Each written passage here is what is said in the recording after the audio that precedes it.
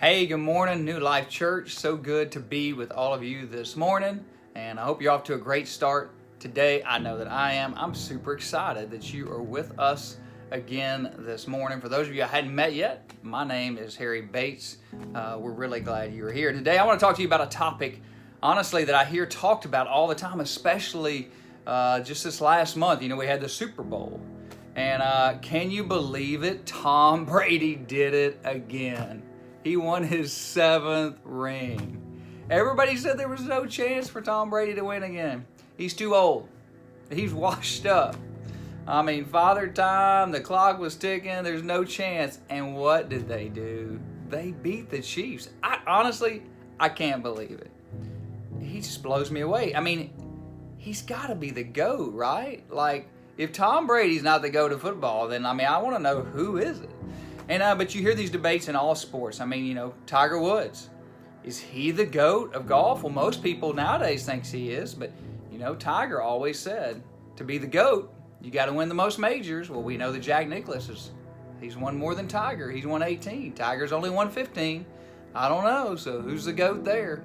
And then, of course, there's a debate that rages on and off. Is LeBron the GOAT of NBA, or is it, of course, Michael Jordan? And most basketball analysts, people that really know the game, will almost all say that Michael Jordan is the GOAT. But those 20 and 30-year-olds and under, most of them think, man, it's got to be LeBron. And but my thing is, do you want to look good, or do you want to win?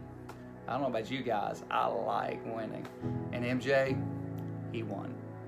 So obviously, I think he's the GOAT. But here's what I know: we can debate who's the GOAT in things like sports and other arenas in the world, but ultimately, who is the GOAT?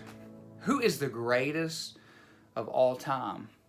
Well, here's what I think we have to believe. As believers, we have to believe the GOAT, the greatest of all times, that he was a spotless lamb, as it talks about in 2 Peter chapter 1, verse 19.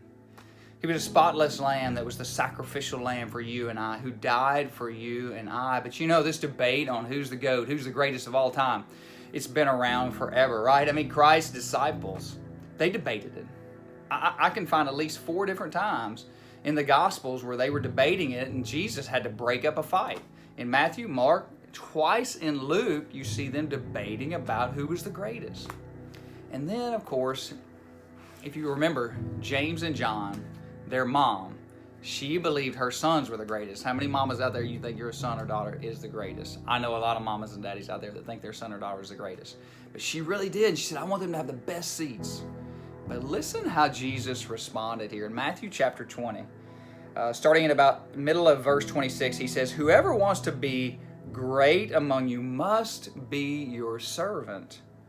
And whoever wants to be first must be your slave, just as the Son of Man did not come to be served, but to serve and to give his life as a ransom for many. Jesus said to be the greatest. This is the opposite of the world we live in. He said to be the greatest in the kingdom of God. It's not about how many people are serving you, but it's about how many of you are serving. You see, Jesus, he didn't come to be served. He came to serve, and that's what he wants for us to do, is to serve. And one last parable I want to read to you, and then I got a couple last thoughts before we go, is in Matthew chapter 25. It talks about the sheep and the goats. And Jesus, he said he's like a good shepherd one day. He's going to separate everybody. And he's going to have the sheep on his right and the goats on his left.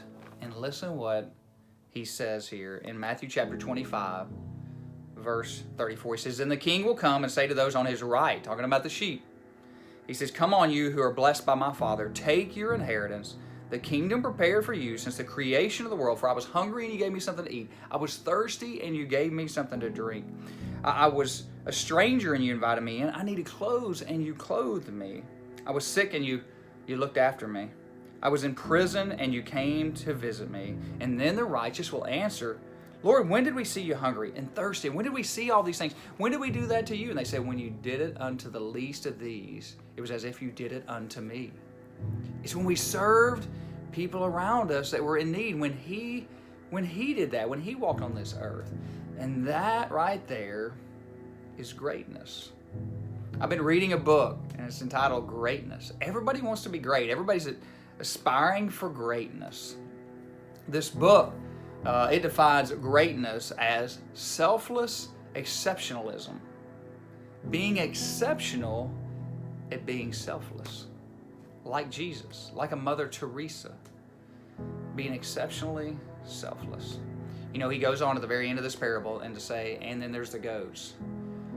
And to the goats, he's going to say, when I was hungry, when I was thirsty, when I needed to be taken in, when I need to be clothed, when I need to be visited in prison or in a difficult situation, says, you never came to see one of the least of these. You never took care of my children.